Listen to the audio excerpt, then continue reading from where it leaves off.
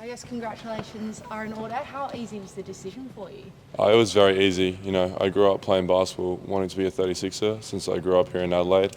And when the opportunity came, it was pretty much a no-brainer for me to come back and play for the 36ers. So how much was that hometown pull, I guess, involved in your decision making? It's been massive. I've had so many great mentors here in Adelaide for my basketball career.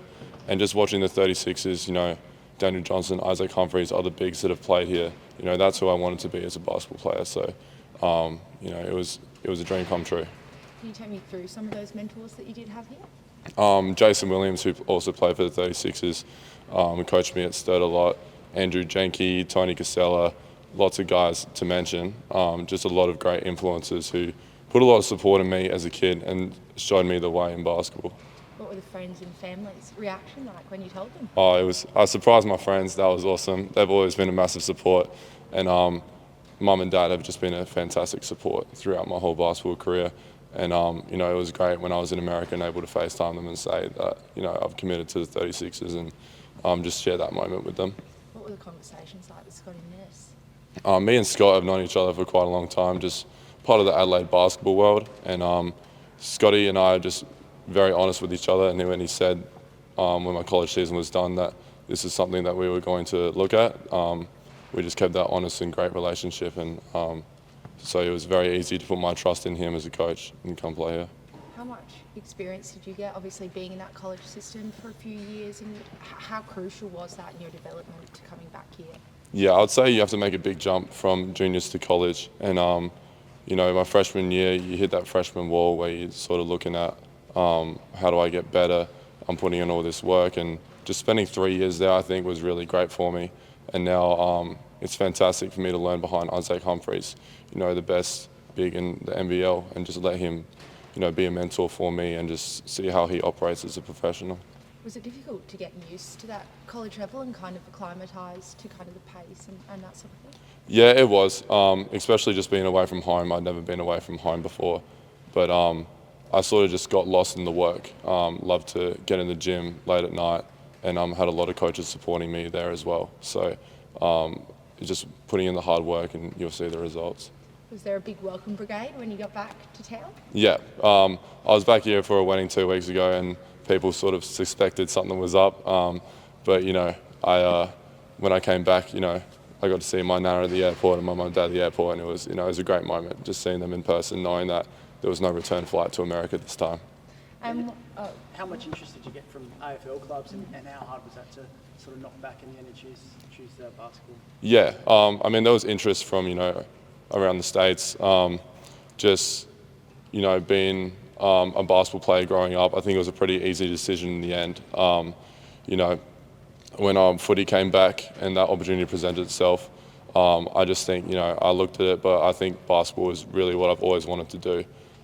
So when I got the opportunity to come here, it was a no-brainer from there. Can you take us through some of those clubs that were interested in you?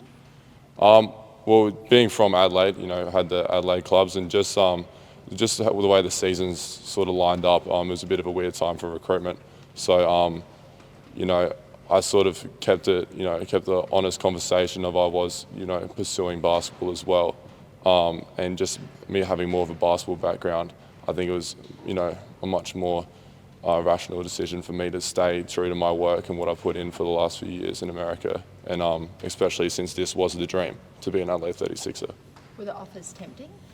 Oh, they were tempting. I grew up, I watched footy in America all the time. Have me and my mate up late at night watching footy. We love it. But, I think basketball was what I was more suited to be. And I love the 36ers just like as much, if not more. So this was an easy decision for me as well.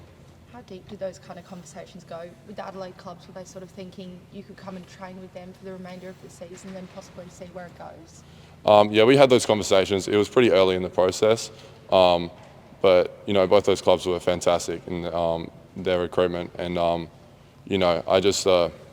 kept it, as I said, I kept it honest with them and said, just because I'm, looking at footy as a pathway to out of college, because I didn't want to be stuck without a pathway.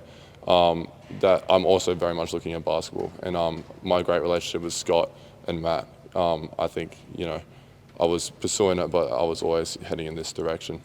Did you kind of weigh up the decision, chat to family and friends about what you were going to do? Or? Yeah, I was up very, very late at night, thinking, what's the best thing for me? Because I've got some great influences in my life, but I think at the end of the day, you need to make the decision that you're going to be okay with. And so I had a lot of people, in my ear telling me what was best for me. But I think when I came to the conclusion, late at night in America, that this is what I really wanted to do, this is what I would love to do, that it was final then. I've had no regrets since. What are you hoping to bring to the 36ers?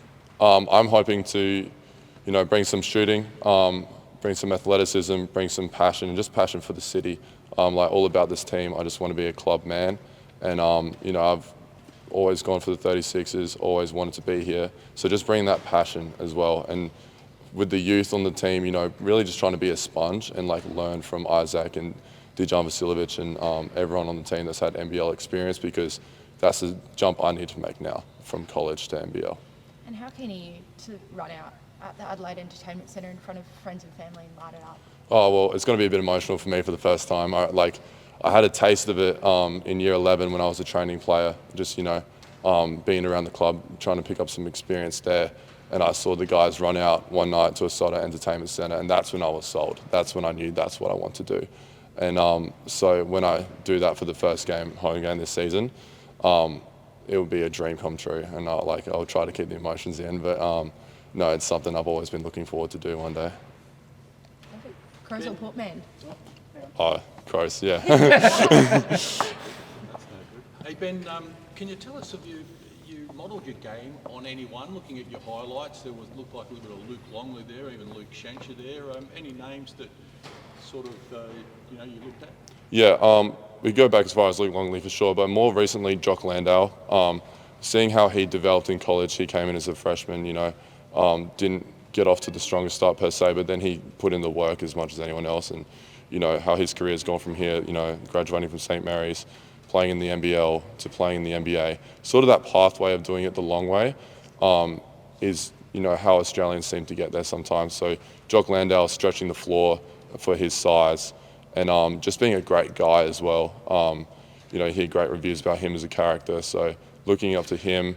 And obviously most bigs that we've had in time, Jack White, a lot of bigs that have been just a few years before me, so I can look up as a kid to him and say that's who I want to be one day.